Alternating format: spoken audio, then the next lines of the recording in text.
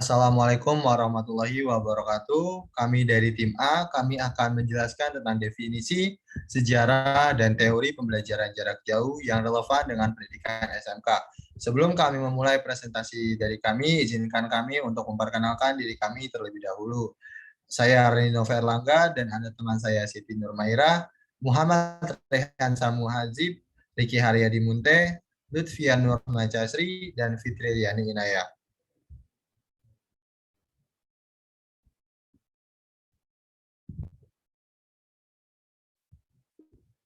Pada pembahasan kami kali ini ada 3 materi yang akan kami bawakan. Materi yang pertama yakni pengertian pembelajaran jarak jauh atau PJJ.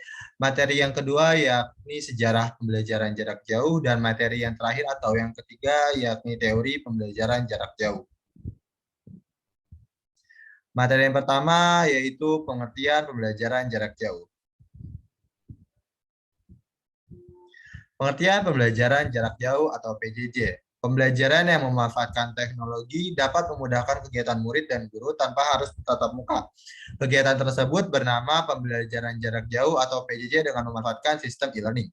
E-learning merupakan sistem pembelajaran yang efisien, praktis, dan menyenangkan sehingga membuat para pelajar menjadi lebih atraktif dan bersemangat dalam belajar dengan didukung oleh teknologi yang mempermudah jangkauan pelajar dalam melakukan interaksi. Menurut Rahaja, tahun 2014.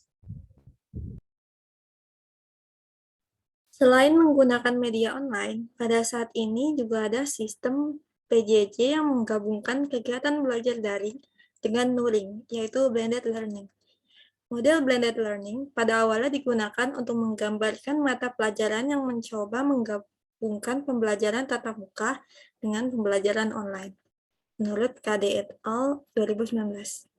PJJ dengan menggunakan sistem blended learning dinilai paling efektif karena dalam blended learning, interaksi antara siswa atau antara siswa dan sumber belajar dapat terjadi kapan saja dan di mana saja, menurut Sukmawati et al. 2020. Yang kedua yaitu ada sejarah pembelajaran jarak jauh. Sejarah pembelajaran jarak jauh secara resmi di Indonesia dimulai dengan didirikannya Balai Kursus Tertulis Pendidikan Guru atau BKTPG. BKTPG ini lalu dijadikan pusat dari pengembangan penataran guru jarak jauh dengan sistem belajar mandiri.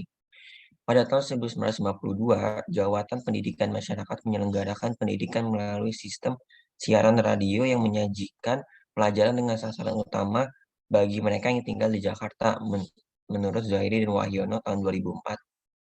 Pada awal tahun 1980-an, Lembaga Pendidikan dan Pengembangan Manajemen atau LPPM menyelenggarakan kursus atau pelatihan dan pendidikan manajemen dengan sistem jarak jauh.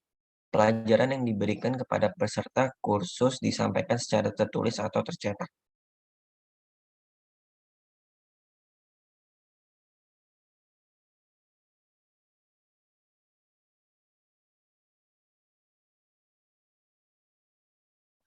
Selanjutnya, sejak merebaknya wabah coronavirus disease atau biasa disebut dengan COVID-19, di Indonesia, pemerintah mengambil langkah pencegahan penyebaran virus tersebut menurut Nurmayanti et al. Tahun 2021. Kualitas pendidikan sangat ditantang di tengah mewabahnya virus ini. Menurut Iza Tunisa et al. Tahun 2021. Untuk itu, maka dibentuklah pengaturan Kementerian Pendidikan dan Kebudayaan tentang pelaksanaan pendidikan di masa pandemi COVID-19 yang mengharuskan pelaksanaan pembelajaran jarak jauh menggunakan media pembelajaran daring. Perkuliahan daring pada mahasiswa biasanya menggunakan beberapa aplikasi pembelajaran secara umum seperti WhatsApp Group, Telegram Group, Google Classroom, dan aplikasi lainnya seperti Google Meet, Zoom, Psikologi, YouTube Streaming menurut Widiono tahun 2014. Yang ketiga yaitu ada materi teori pembelajaran jarak jauh atau PJJ. Di masa pandemi COVID-19 ini, kegiatan pembelajaran jarak jauh merupakan hal yang harus dilakukan demi menekan angka penyebaran virus COVID-19. Pembelajaran jarak jauh pada awalnya dirancang untuk mendukung pendidikan bagi siswa yang tidak bisa datang langsung ke sekolah karena tempat tinggal yang jauh, menurut Erikson dan Larwin 2016. Dan metode pembelajaran jarak jauh ini telah digunakan pada tahun 1892 di Universitas Chicago, menurut Suryadi, Farihen, dan Isnananto, tahun 2020.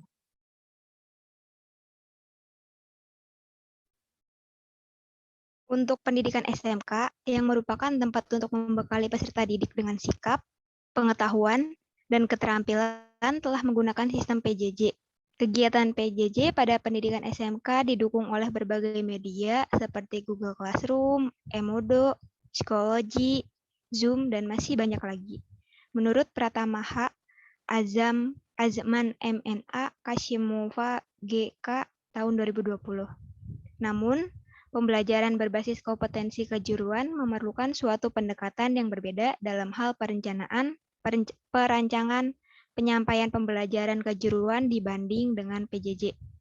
Maka dari itu, diperlukan layanan pembelajaran khusus untuk memotivasi siswa agar dapat mengembangkan keahlian yang harus dimiliki seperti layanan konseling. Juga peran orang tua diperlukan agar siswa dapat terus dipantau dalam aktivitasnya menyesuaikan diri dengan keadaan pandemik COVID-19 menurut Indriani tahun 2021.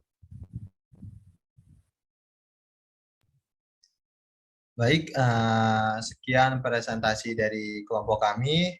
Kurang lebihnya mohon maaf. Wassalamualaikum warahmatullahi wabarakatuh.